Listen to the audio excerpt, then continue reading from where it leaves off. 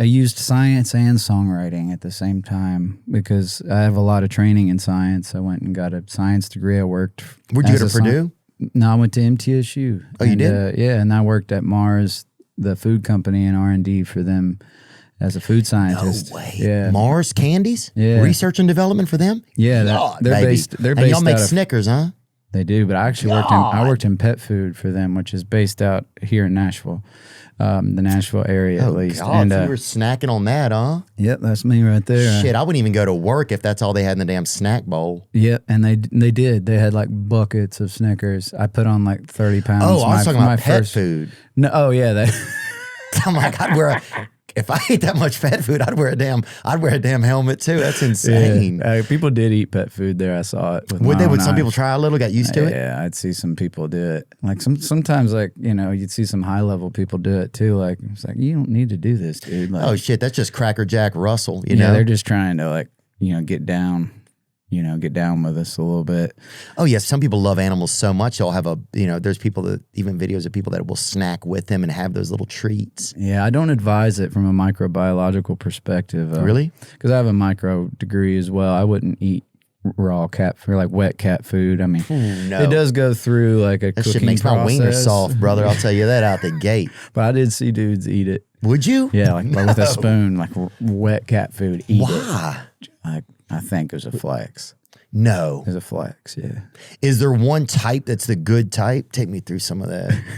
No, it's all as far as like cat food to eat. Yeah, it gets a little snack. No, I don't want to try none of it because I knew what was in that, and I knew like what was in like proteins and like all that goes into those foods, and I understood all the kill steps and stuff were there, but I also know that my digestive tract is far different from a feline's or canine's, and we ain't made to eat what they're made to eat. And so yeah, I did not partake, but yeah, you'd see a dude like take a big spoonful of cat food and then like drive off in his Lamborghini because it was usually like a high level person.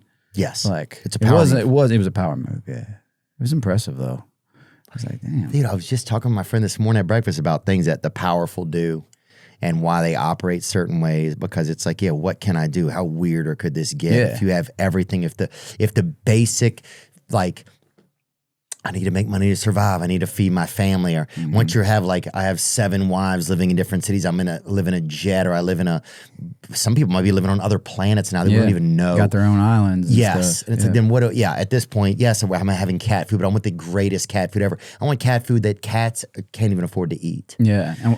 And sometimes they pretend like they could discern between, be like, they're not gonna like this. I was like, but you're not a cat. Yeah, like how do you?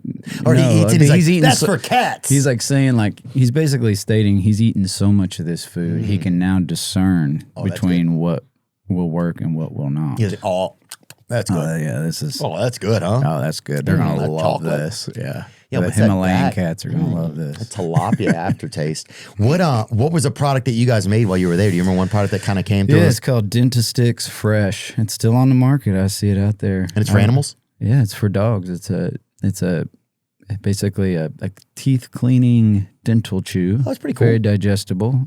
There it is. That's my baby right there. Oh yeah, I've seen that before. Yeah, that was one of my products that I launched from start to finish, and yeah, that's cool. It's cool. It's cool to see it kind of out there still doing its thing. Yeah.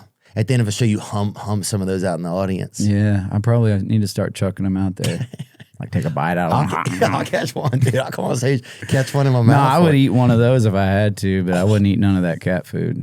That's fair. And look, I love to hear that. That's mostly like flour. That's mostly wheat flour, and it got, it ain't got the same ingredients that cats do. Did you ever pitch a product that they didn't like, or are you allowed to pitch products? You did? Yeah, I did. I pitched a lot of products, but at the end of the day, I was the geeky scientist, and they're like, you need to make what you need to make, and they have a much, I think, a greater understanding of what the market requires than some of us geeky scientists do. I had my own lab, and I would come up with these new things and new designs and pitch them in my free time, and there was a lot of creativity to it, and that was, there's actually a lot more creativity to analysis than you think, and there's a lot more analysis to creativity than you think. I think the two can work very well together. And like back to what I was saying, but like when my dad died, I was able to kind of apply science and songwriting because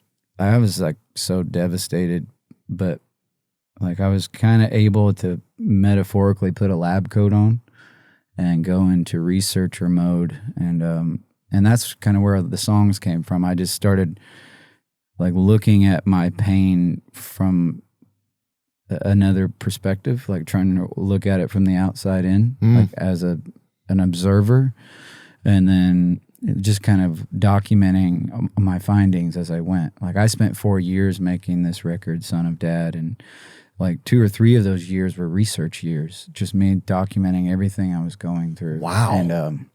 And keeping, meticulous records like scientists do, but I was channeling that into songs instead of like, a pet food product, but I was still using the same methodology, like, because I had to be true to it.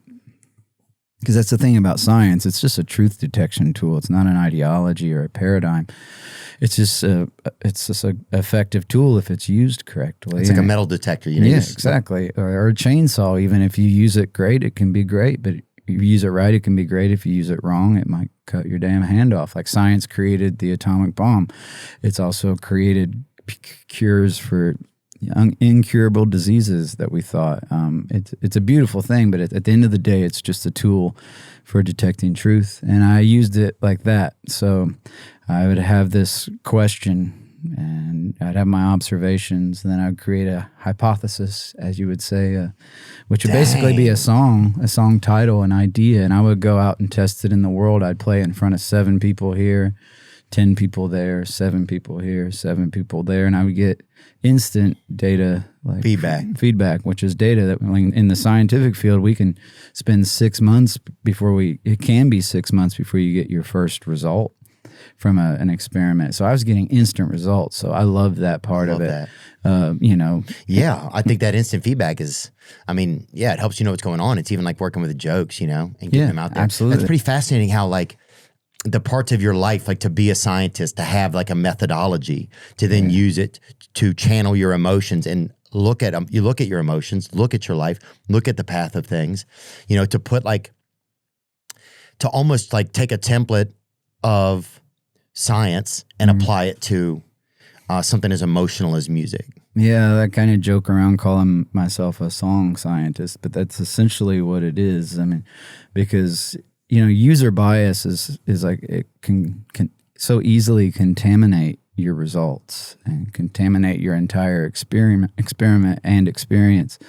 And so I really was trying to use user bias because I was trying to authenticate something in one of my own emotions and experiences, but also take user bias out of it, because at the end of the day, you got to find the truth. And just because you don't like the results doesn't mean they're not true. And that's where user bias like gets in the way, because you want the results to be different.